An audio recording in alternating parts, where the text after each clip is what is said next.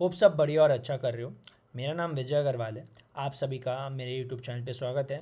आज के दिन में एक और मार्केट एनालिसिस वीडियो लेके आया हूँ जहाँ पे हम लोग डिस्कस करेंगे कमिंग वीक के लिए निफ्टी बैंक निफ्टी का क्या व्यू होने वाला है, कौन से सेक्टर्स कौन से स्टॉक्स अच्छा परफॉर्म कर सकते हैं और कमिंग वीक के लिए क्या मार्केट्स में होता हुआ लग रहा है। ग्लोबल मार्केट्स की भी थोड़ी बात करेंगे ताकि गोइंग अहेड प्लान आउट कर सकें। तो निफ्टी 50 का चार्ट आप लोग देख सकते हो, सेम एज इट इज़, मैंने कोई चेंजेस नहीं किए।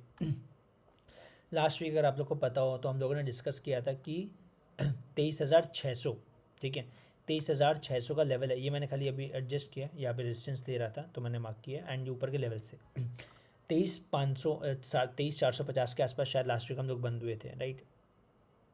23,480 पे, सॉरी 23,400 पे क्लोज हुआ था। तो मैंने बोला था कि अगर 23,450 कुछ करता है तो 23,600 तक जा सकते हैं और मार्केट्स ने 23,680 तक का भी हाई लगाया बट उसके ऊपर निकल नहीं पाया।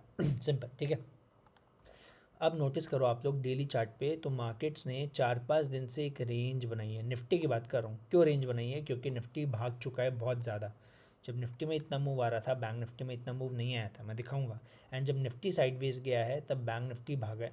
तो ये सेक्टर रोटेशन हुआ, किस तरीके से एक सेक्टर जा रहा है दूसरा सेक्टर होल्ड किया। ऑल्दो निफ्टी में सारे सेक्टर्स आते हैं बट निफ्टी कहीं ना कहीं होल्ड किया क्योंकि बाकी सेक्टर्स जो पहले भागे थे वो रुक गए, ठीक है। अब आप नोटिस करो, लेवल सब सेम है, मैं जस्ट बता दे रहा हूँ। ये एक सपोर्ट एरिया है इंपॉर्टेंट अच्छा सा। तो यहाँ पे एक बार दो बार सपोर्ट लेके मार्केट से अच्छा खासा निकला है ऊपर। इसके बाद ये एक रेजिस्टेंस लेवल मैंने मार्क किया है क्योंकि एक बार मार्केट रुका, सेकंड टाइम नीचे आया, अब यहाँ ब्रेकआउट दे गया। तो सबसे बेस्ट चीज़ क्या है, अब एक पैरेलल चैनल आ रहा है। मार्केट्स ने इसके ऊपर क्लोजिंग दी लेकिन अब सस्टेन कर रहा है रेड कैंडल से। एक भी बड़ी ग्रीन पॉजिटिव कैंडल नहीं बनी है जो दिखाई कि स्ट्रॉन्ग मूव हो। तो अगर हम लोग, प्लीज़ समझो, अगर हम लोग इस ट्रेंड लाइन के वापस से अंदर आ जाते हैं तो पहला चीज़ क्या होगा, ये लेवल्स हम लोग टेस्ट करेंगे। 23,080, याद है मैंने लास्ट वीक 23,000 का नाम लिया था। वीकली वीडियो देखो लास्ट वीक की, जाके क्लैरिटी मिलेगी। 23,000 यहाँ पे पहला सपोर्ट जो है राउंड नंबर मार्क किया हुआ है। अगर मार्केट्स ये लेवल भी ब्रीच करते हैं तो नेक्स्ट ये लेवल मार्क किया हुआ है। मैं फिब लगा के, फिबोनाची रिट्रेसमेंट, इस पर मैं वीडियो बनाने वाला हूँ, जल्दी आने वाली है। तो इस पर लेवल्स मार्क है। पहला एक लेवल ये है जो इम्पोर्टेंट है। इसके बाद अब थोड़ा एडजस्ट हो जाएगा लेवल्स, क्योंकि ये हाई इस वीक बना है, पिछले हफ्ते नहीं था। तो अब मैं क्या करने वाला हूँ, मैं इस मूव का 50% भी मार्क करूँगा। सबसे पहले एक लेवल इंपॉर्टेंट मार्क किया हुआ है। सेकंड इंपॉर्टेंट लेवल देखो 38% ये मार्क किया हुआ है। 50% भी मैं मार्क कर दे रहा हूँ ताकि अब दिक्कत नहीं है। ये थोड़ा नीचे क्यों था पहले, अगर आप लोग देखो, पहले ये वाला मार्क किया हुआ था 380, ये नीचे क्यों था, क्योंकि हम लोग इतना ऊपर नहीं गए थे, अब यहाँ पे आ गए, राइट। तो अब अगर आप लोग देखो, फिबोनाची रिट्रेसमेंट सिंपली बताता है कि अगर हम लोग लगातार एक मूव ट्रेंड में जा रहे हैं तो कितना रिट्रेस कर सकता है, कितना पुल बैक आ सकता है, ठीक है।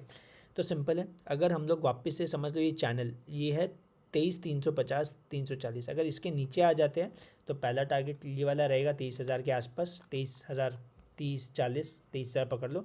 वो टूटता है तो सेकंड राउंड नंबर 22,700, तीसरा 22,500।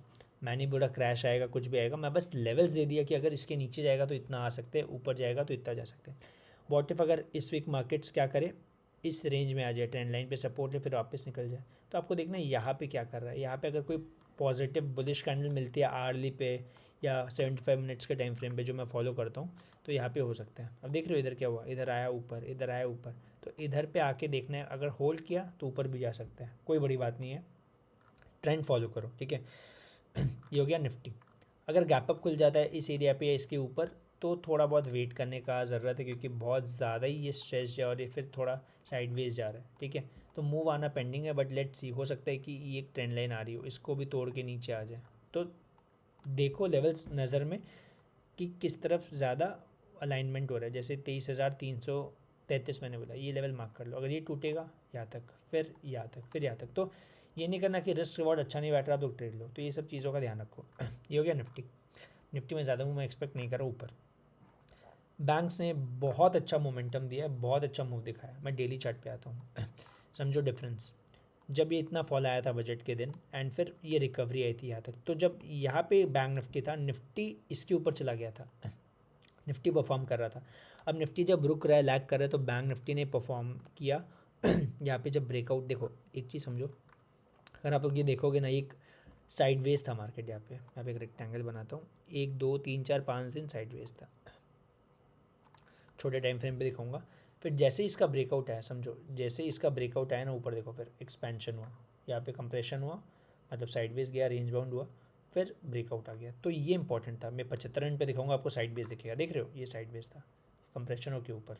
तो अगर इधर पे एंट्री बनाई होती, पहले टारगेट्स ये होते, सेकंड टारगेट्स जो मार्क किए हुए। अब मैंने टारगेट्स कैसे लगाया मैं वो भी बता दे रहा हूँ। यहाँ पे अगर आप फिर लगाओगे तो आप लोग देख लो, पहला टारगेट ये था, फिर सेकंड टारगेट 52,540 है, फिर 54,300। ये डेली चार्ट के हिसाब से तो ये मेजर अच्छे टारगेट्स हो जाते हैं अगर मार्केट होल्ड करती है। अभी अच्छा चीज़ क्या हो रहा है, ये जो रेजिस्टेंस था इसके ऊपर ब्रेकआउट किया, अब ये सपोर्ट की तरह काम कर रहा है, सिंपल। तो अब अगर मार्केट्स को ऊपर जाना है, अगर मार्केट्स को ऐसे ऊपर जाना है तो ये लो ब्रेक नहीं करना चाहिए। अगर सिंपल ये लो ब्रेक किया यहाँ तक आएगा, ये लो ब्रेक किया फिर इधर तक आएगा, तो लेवल सब मार्क किए हुए आपके लिए, तो ये फेलियर नहीं होना चाहिए।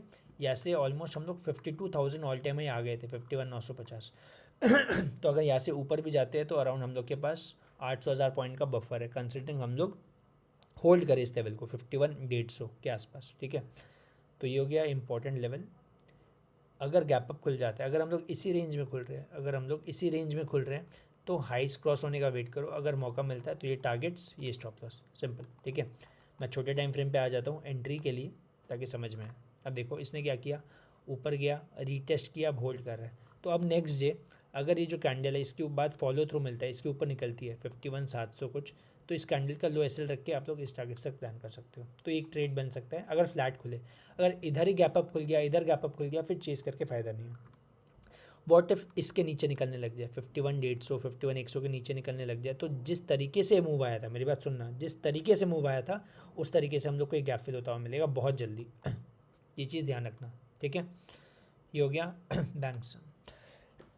सॉरी यार, थोड़ा वेदर के चक्कर में ये सब है, बट कोई नहीं। बैंक्स पे आ जाते हैं। HDFC बैंक,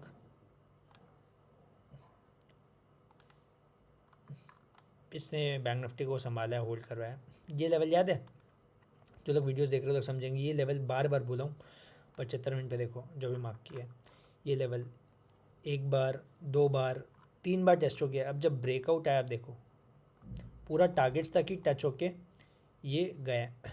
तो जब मूव आना होता है ये आ जाता है। अब ऊपर के लेवल्स ये सब खुल जाएंगे, 1 2 मैं अभी आप लोग के सामने मार्क कर दिया।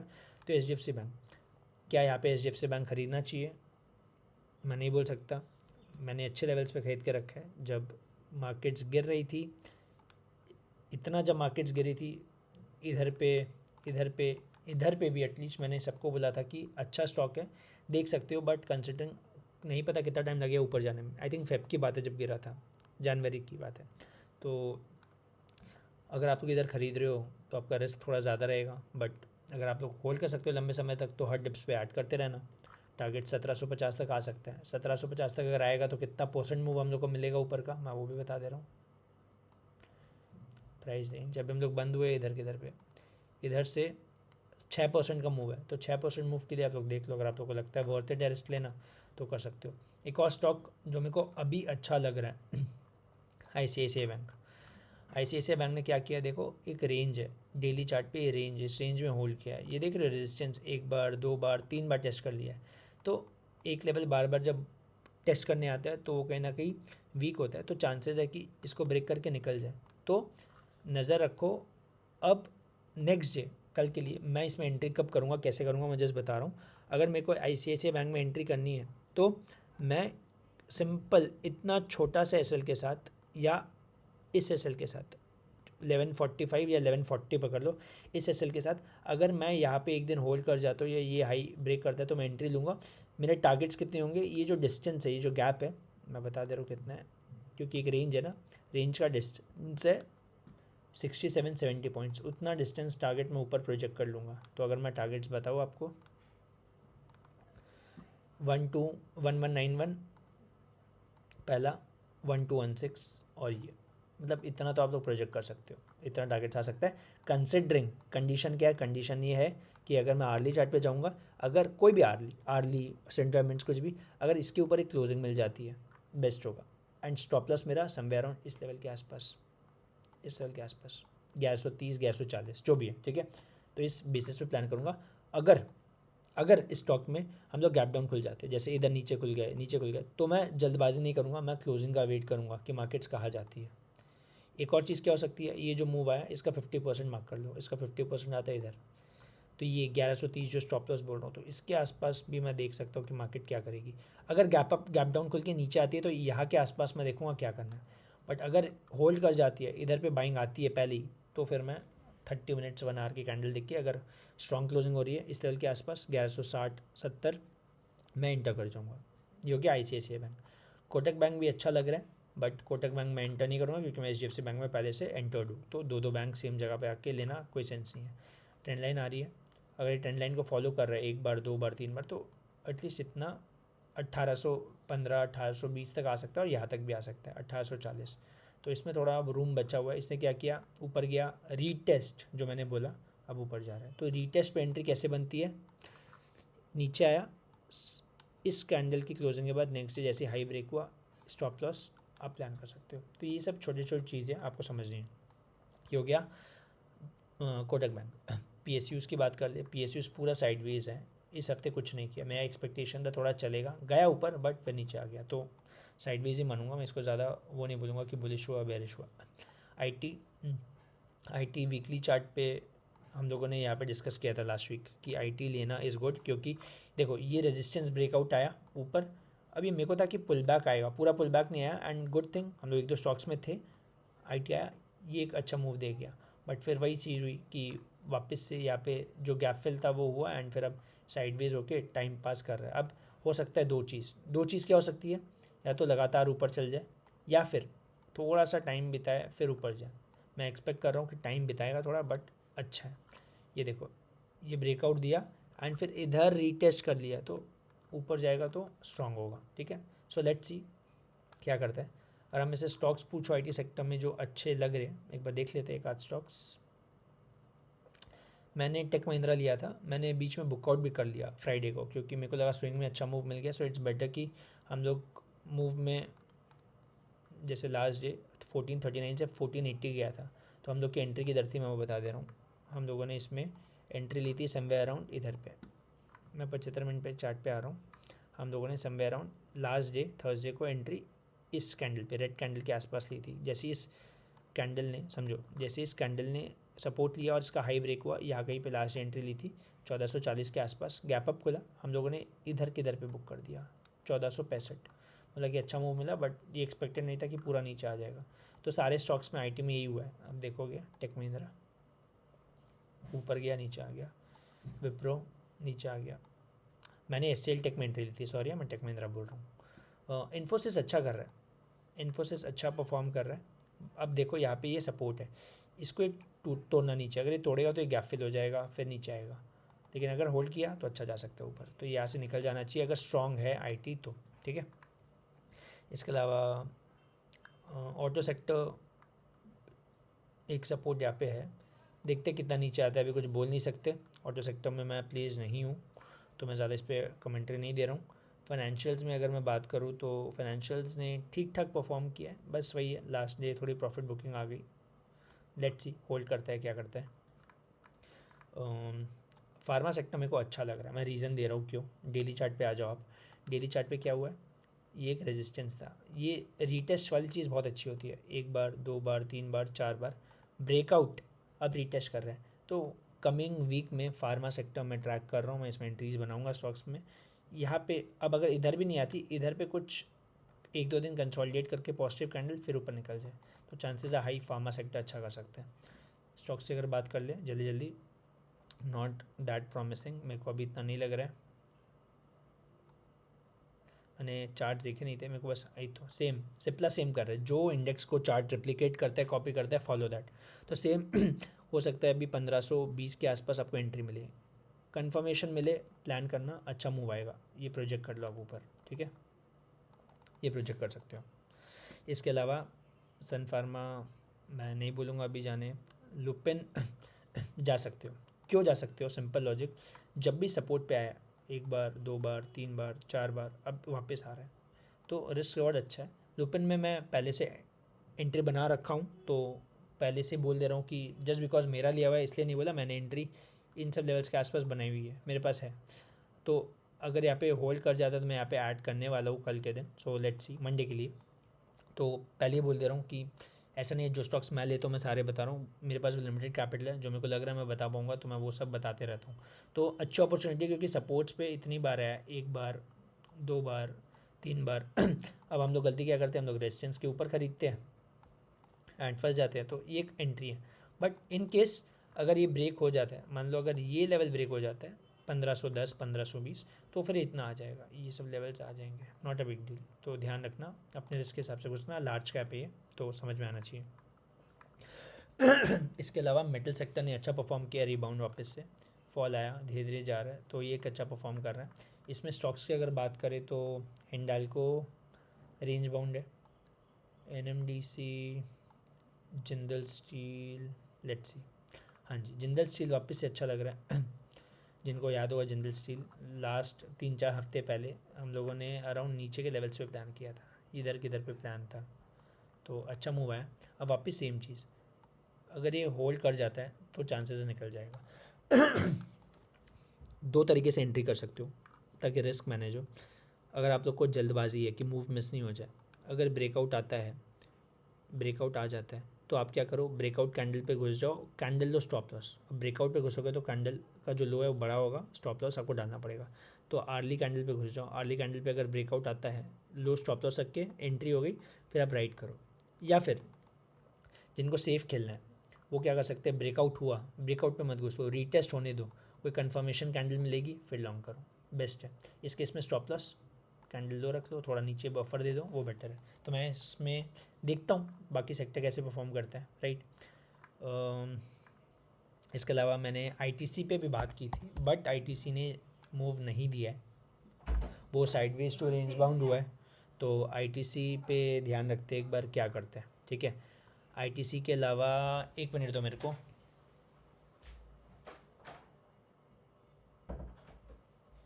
Yes. So apart from ITC अगर हम लोग बात करें सेक्टर्स में, तो इंडिविजुअली देखा जाए तो यार KPIT टेक, तो KPIT टेक जो मेरे पास है मैं बोलता हूँ, ऐसा नहीं है। तो KPIT टेक में हम लोगों ने एंट्री एक बार बनाई थी, इधर फंसे थे, स्टॉप लॉस बुक किया, लॉस लिया बजट से पहले, ठीक है, जस्ट क्योंकि बहुत नीचे आ गया था। इसके बाद हमने लास्ट वीक को डिस्कशन किया था कि ये ऊपर जा सकता है एक बार, तो हम लोगों ने इन सब लेवल्स के आसपास एंट्री बनाई थी, 1500, 18-20, फिर ये थोड़ा साइडवेज आके यहाँ तक आया।